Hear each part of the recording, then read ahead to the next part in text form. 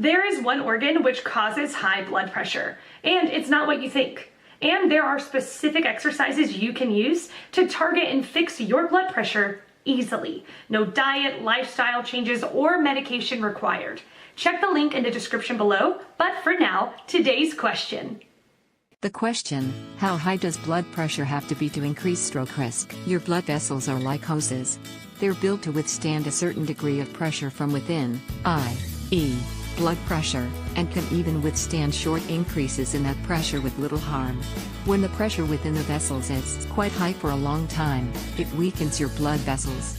The constant strain on the muscles within your blood vessels begins to make them brittle, and eventually the pressure proves to be too much and it results in a constant constriction of your blood vessels, atherosclerosis. When they're brittle and narrowed, you're at risk for an aneurysm, an outpouching of the blood vessel at weak points, which can burst and result in a hemorrhagic stroke.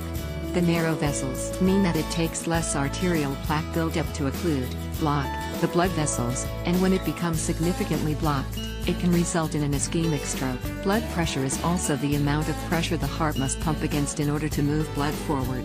When the blood pressure is high, especially chronically so, the heart must work even harder to keep moving blood where it needs to be.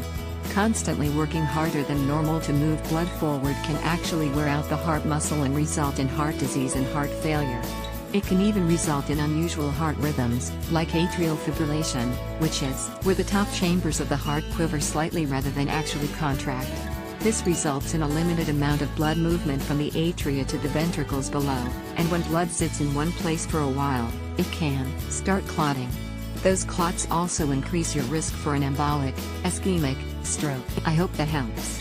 If you need more answers and advice on hypertension, I've included some links in the description.